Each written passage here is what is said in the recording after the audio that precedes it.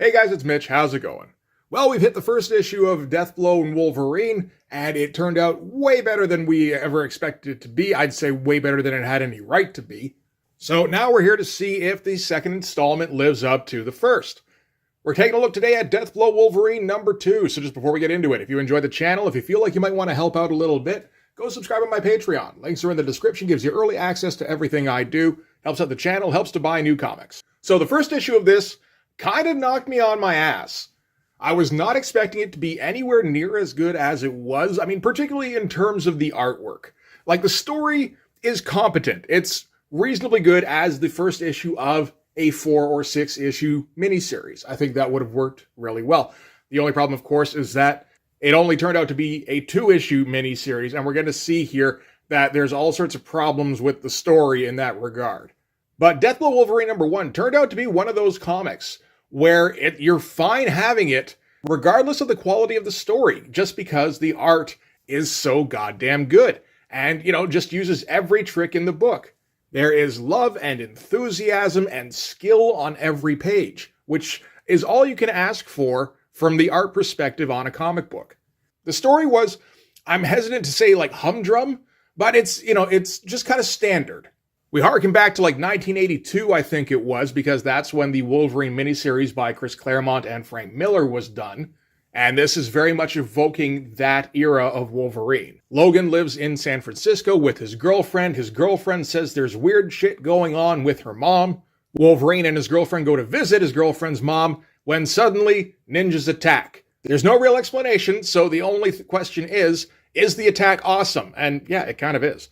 The fight spills out into the street, where DEATHBLOW happens to be standing around. This is one of the big problems with the story in DEATHBLOW Wolverine, is that DEATHBLOW doesn't have any kind of reason for being there. Wolverine is successful in the fight, but he's beat up pretty bad. DEATHBLOW kind of shoves him off into his convertible, takes him to his place. The ninjas follow them there and attack them again, and it's even more awesome because we get ninjas on motorcycles.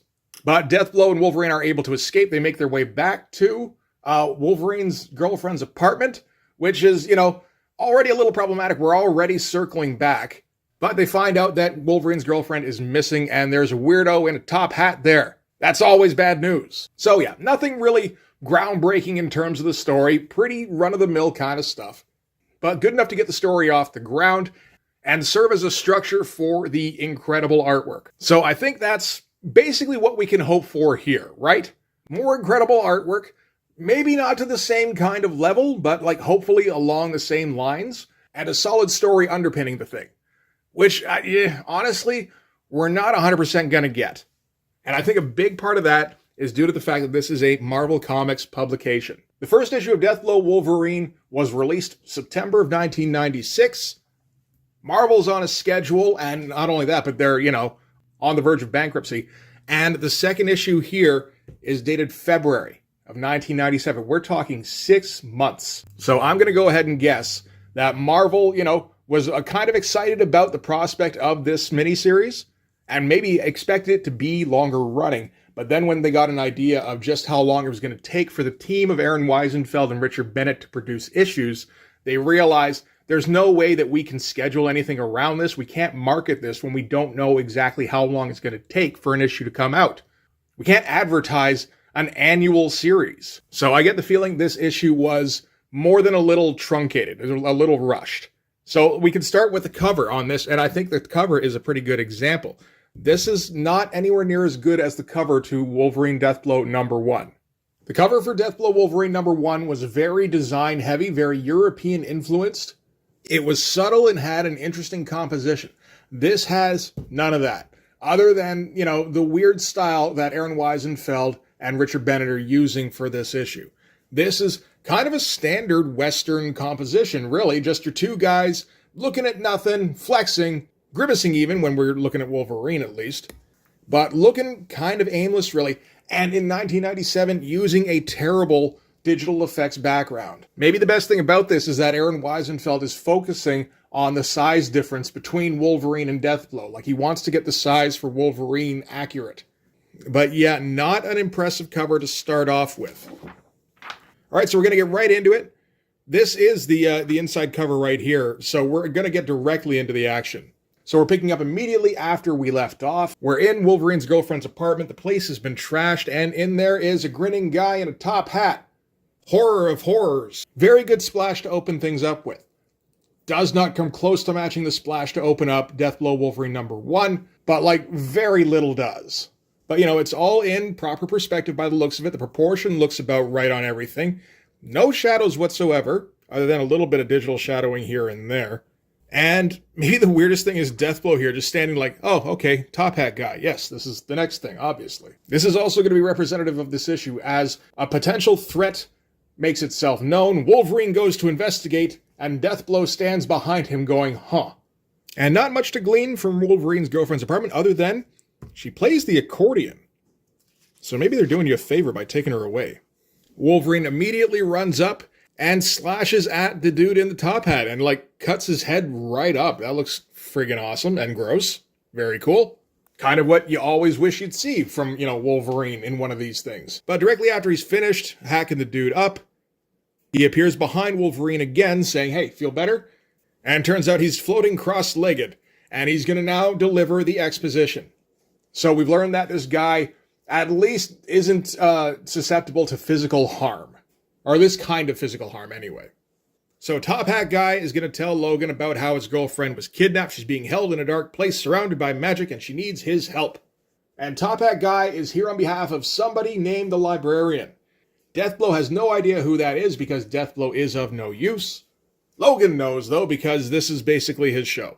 And the Librarian is apparently based on an old myth where somebody had all of the world's knowledge at their fingertips, but they couldn't keep up with the library, so anybody who comes into contact with the Librarian becomes their thrall, and it's their purpose now to help maintain this giant, endless library. Top Hat Guy assures Logan that the Librarian is quite real, and they're going to take him to meet him right now with a shitty 1997 digital effect. Oh well.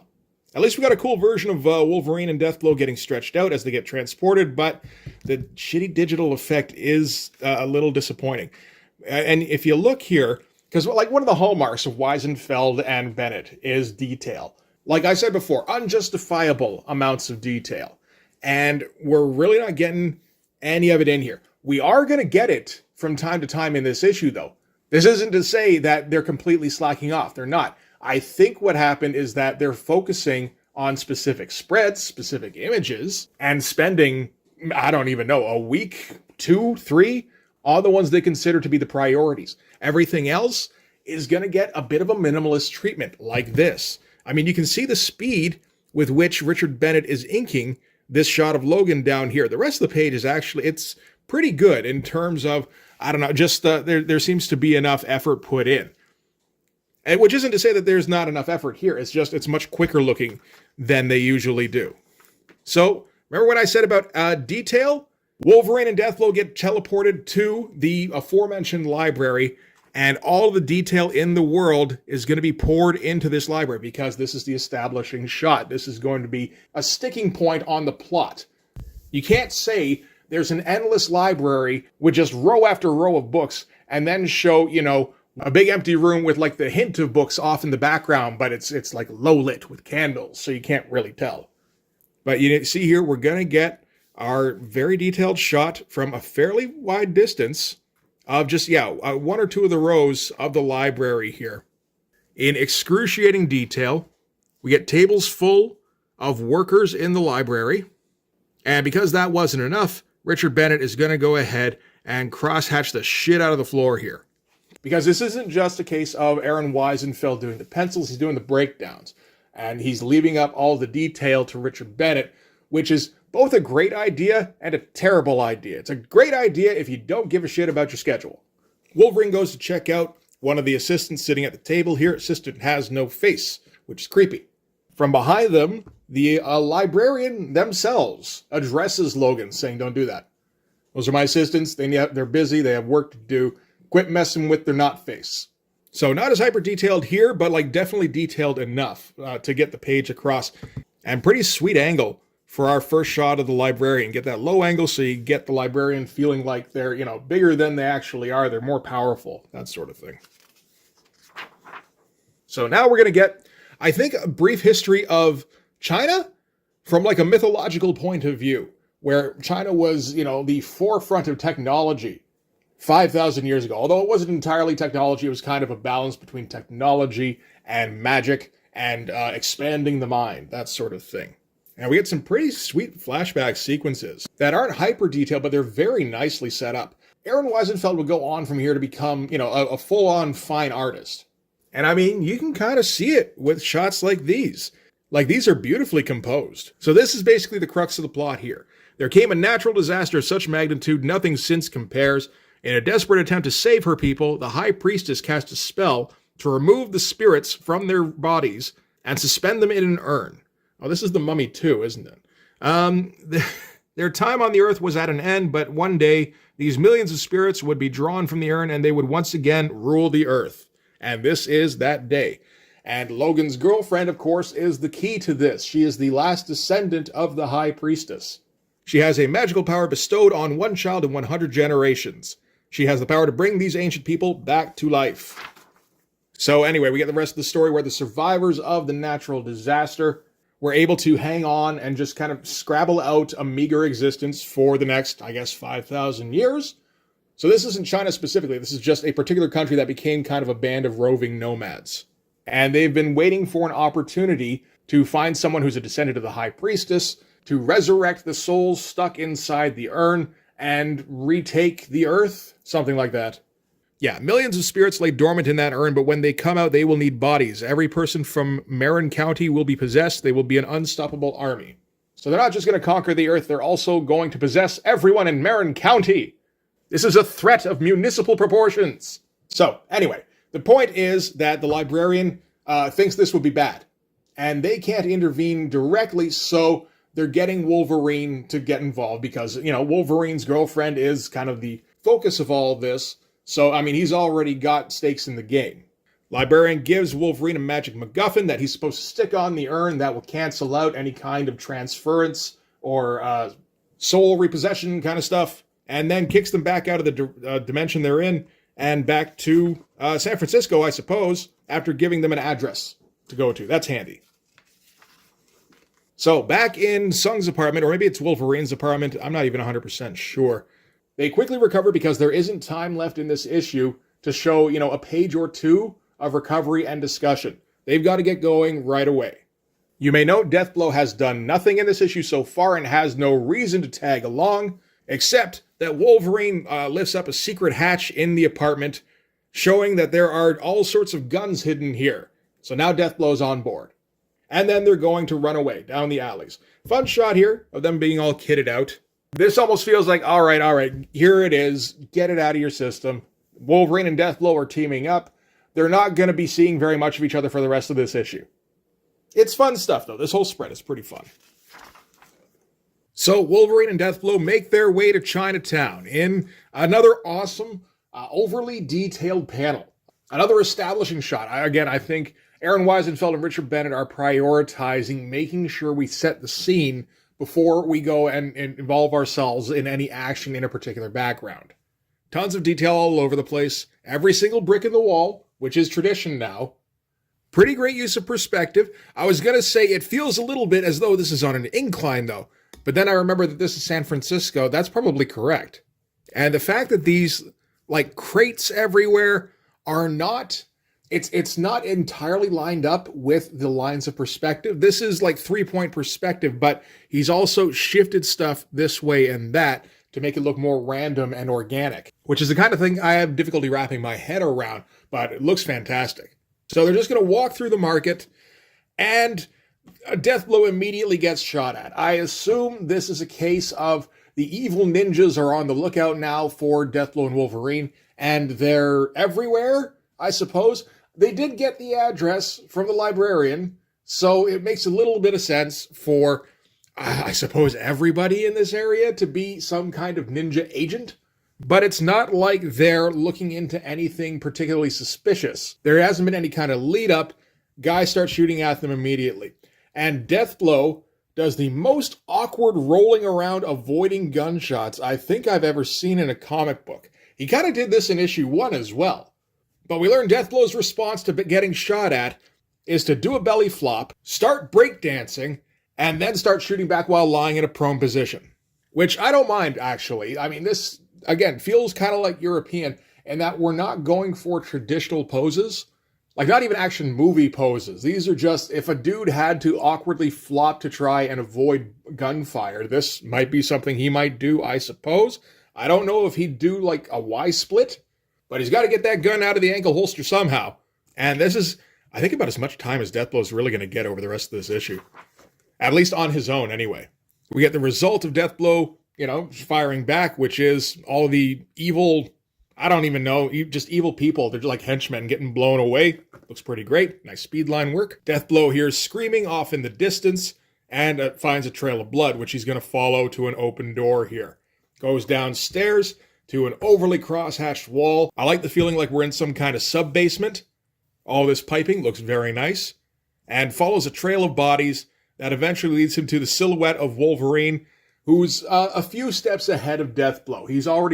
He's moved up from the henchmen to the ninjas.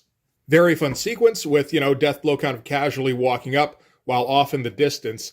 The silhouette of Wolverine is just slashing and hacking his way through guys. Also, economical. Drawing guys in silhouettes cuts down on drawing time, which Aaron Wiesenfeld and Richard Bennett need as much of as they can get. I will say this whole sequence here, it looks beautiful and it's very nicely paced as well. There's been a lot of rushing around in this comic so far, where sequences that take a page or two feel like they should have had an extra page or two added on. But these 2 pages at least feel right.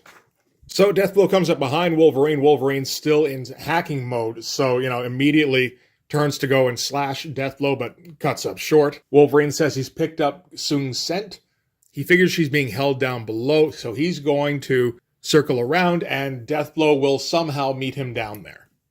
So still, Wolverine is the one propelling everything happening in this comic. We see here again, very animalistic version of Wolverine that Aaron Wiesenfeld and Richard Bennett are doing. Cool sequence here, all underlit, as they move into like a warehouse area. And we get a nice one here from Wolverine jumping down from the rafters, and his shadow getting most of the focus of the panel, actually. Another kind of economical panel, although personally I always have difficulty working out this kind of stuff, so it does end up looking nice. More stuff with Wolverine sneaking through the warehouse, and he finds somebody getting carried around on a litter. Being pretty diligent about the backgrounds here. It's kind of basic because it's just bunches of boxes and crates being piled up, but it's all being kept in perspective. There's extra detail added on everywhere, as well as, the proper shading, which is important. And then when you get to this shot here of the guy in the litter, plenty of stuff in the background to really kind of place the scene. So Wolverine leaps in. We don't get any kind of hint on who the person on the litter is. It doesn't matter, I suppose. He's bad guy. He's minor domo bad guy. Slashes a couple of the litter carriers. Guy gets spilled out and says, please. So you get the feeling, maybe he's somebody that he's not involved with the ninjas, or maybe he's just, a coward, or who knows. Doesn't matter, because Deathblow apparently shows up and starts shooting the place up. And just to tag Wolverine too, and I'm pretty sure at least part of the deal with Deathblow is that he's supposed to, hit what he aims for, but he's not particularly apologetic. And I guess that's enough for Wolverine to figure out that he's not Deathblow, so he slashes him here, and he turns back into some member of that clan who can apparently shapeshift. I don't think this is something we've really touched on before. We've had stuff with people, being affiliated with the bad guys when we wouldn't have thought they would be, and acting strangely, but no actual, shapeshifting just yet, so this is our first hint of that. But awesome shot, Wolverine leaping into the fray, very nice force perspective. Also, we're not getting a ton of background work here, but Richard Bennett is going to make sure that he spends all that extra time on Minor Domo guy's hat, getting all that wicker work in there.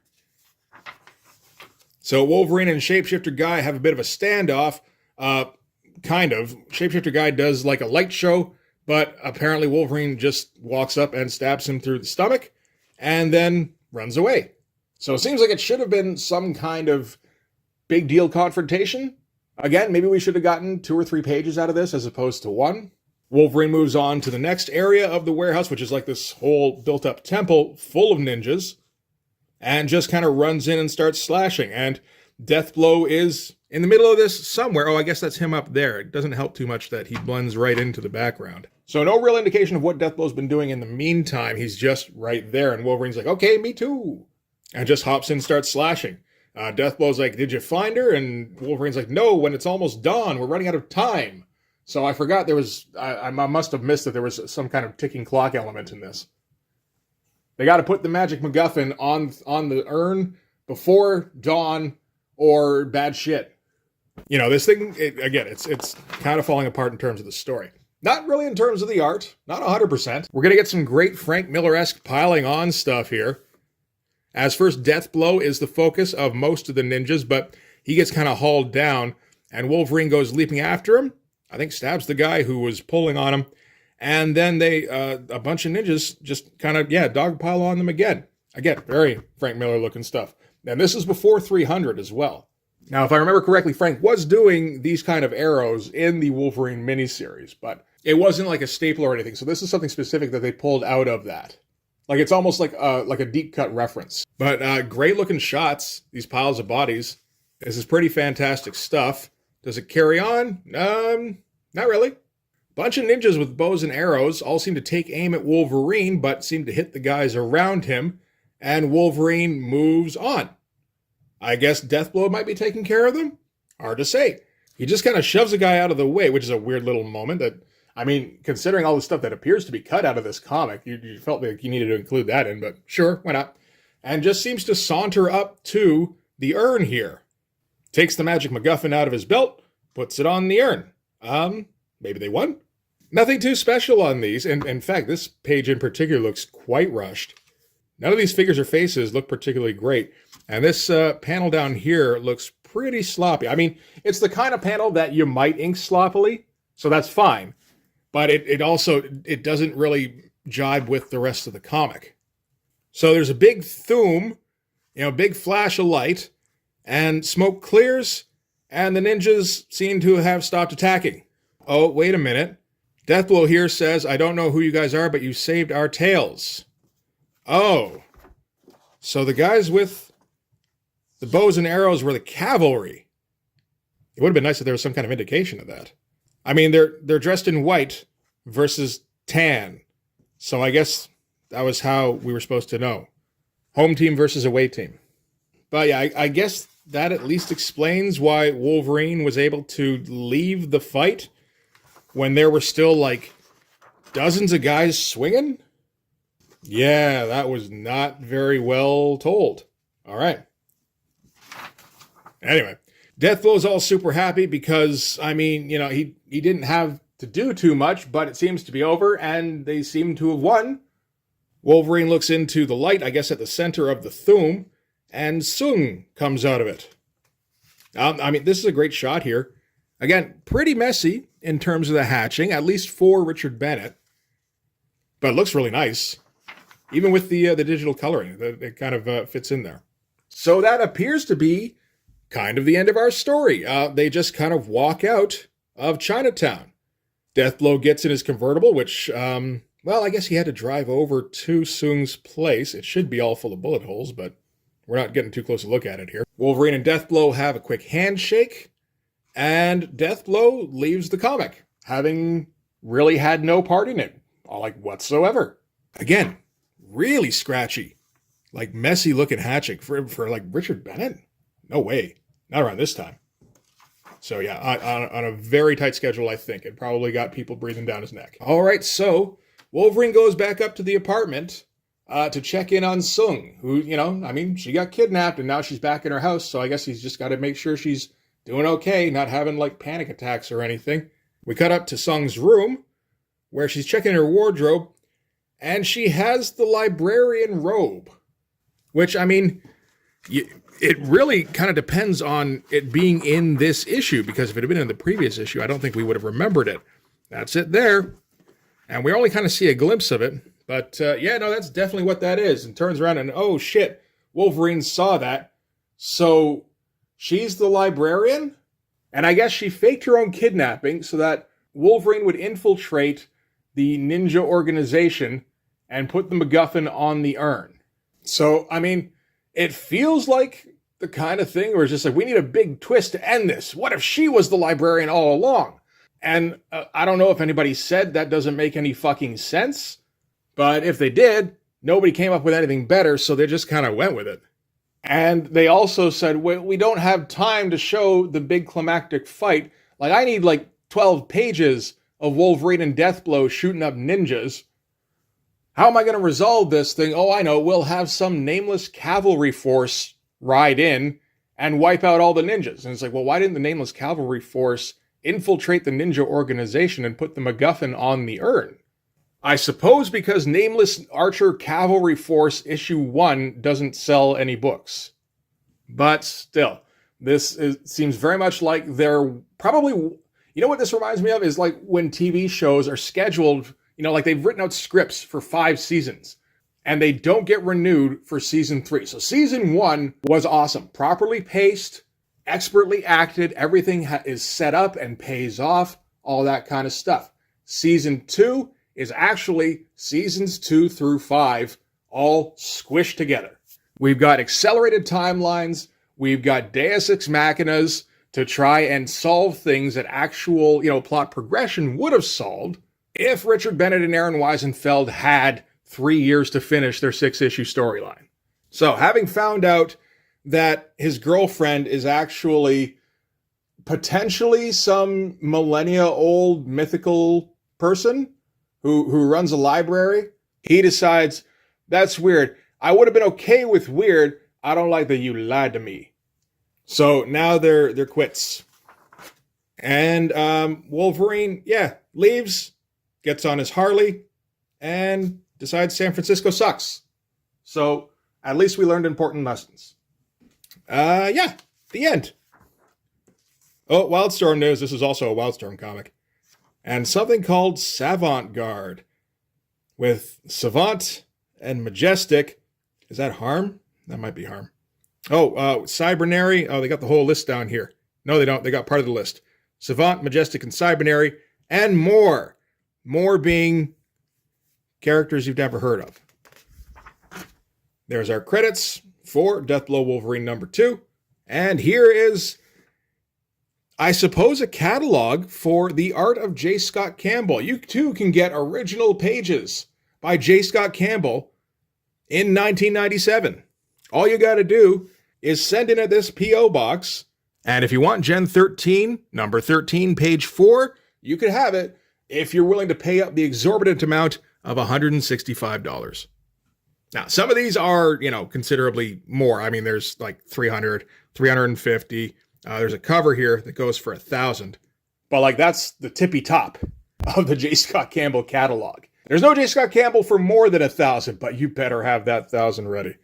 How many thousands does a fully completed J. Scott Campbell cover go for these days? Is it 50? It might be 50. So, anyway, that is Deathblow Wolverine number 2. Doesn't live up to the first one. First one was incredible. First one, I would imagine they had as much time as they needed to get it done. Probably because the editors figured, okay, we'll let them do the run-up, and then they'll be able to get a bunch of, pages under their belts. Maybe gave them a few months in advance, then realized, oh shit, they spent all of those months in advance just drawing the first issue. So 2 months into drawing issue 2, they tapped Aaron Wiesenfeld on the shoulder and went, this isn't going to work. You need to speed this shit up. So a short 4 months later, we got the conclusion to our epic tale.